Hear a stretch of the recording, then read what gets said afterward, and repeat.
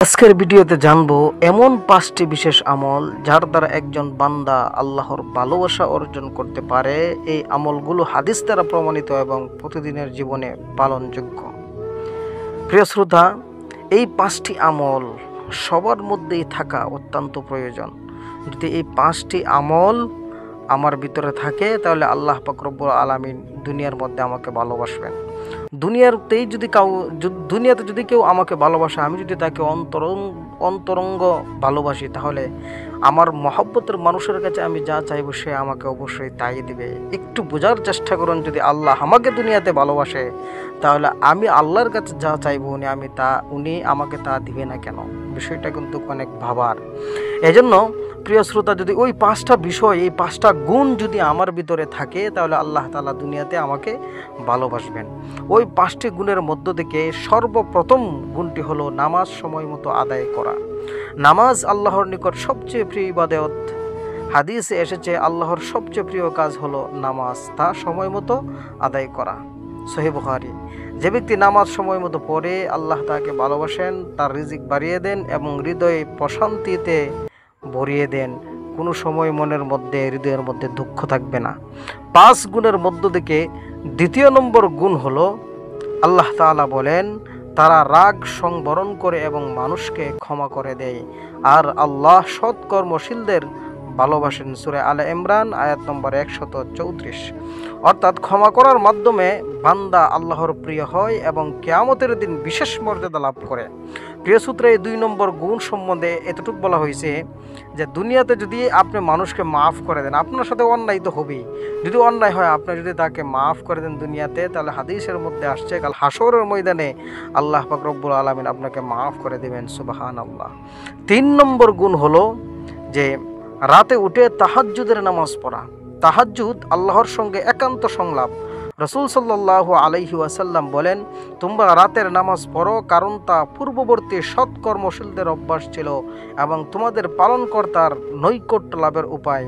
তিরমিজি শরীফ। 3 নম্বর গুণ হলো তাহাজ্জুদের নামাজ পড়া। এই সময় অর্থাৎ তাহাজ্জুদের নামাজের সময় আপনি নামাজ পড়লেন মানে আল্লাহর সাথে কথা বললেন। তো আল্লাহর সাথে কথা বলে আপনি আল্লাহর কাছ থেকে যা চাইবেন অবশ্যই আল্লাহ তাআলা তা কবুল করবেন।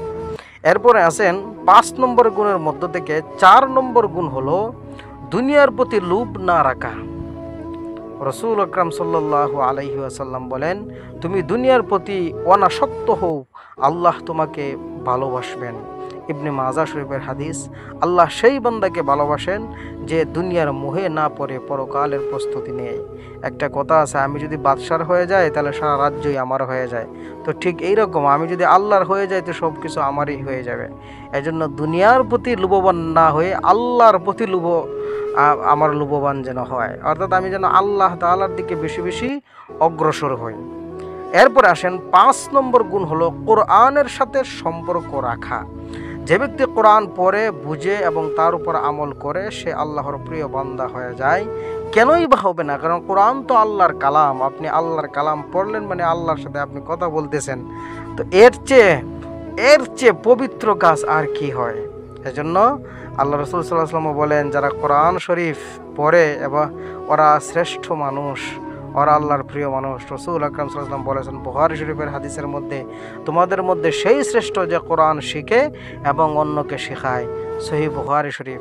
তো প্রিয় শ্রোতা, আমি 5টি আমলের কথা যদি এক বাক্যে বলি তাহলে 5টি গুণের মধ্য থেকে 1 নম্বর হলো নামাজ সময় মতো আদায় করা, 2 নম্বর মানুষকে মাফ করে দেওয়া, 3 নম্বর রাতে উঠে তাহাজ্জুদের নামাজ পড়া, 4 দুনিয়ার প্রতি লোভ না রাখা, 5 কোরআনের সাথে সম্পর্ক রাখা। 5 নম্বরটা কোরআনের সাথে সম্পর্ক রাখা মানে আপনি ঘুমানোর সময় বা যে কোনো সময় আপনি কোরআন শরীফ পাঠ করবেন।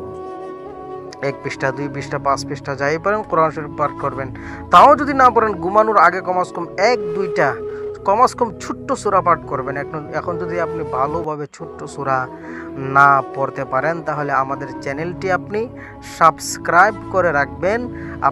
আমি পরবর্তীতে আমার ইউটিউব চ্যানেলের মধ্যে আমি সহিহ উচ্চারণ সহ ছোট্ট যেগুলো সূরা আমাদের অনেক পরিচিত, আমি এগুলো ছোট্ট সূরা উচ্চারণ সহ, বাংলা উচ্চারণ সহ এবং আমিও বলবো আমার ভিডিওর মধ্যে।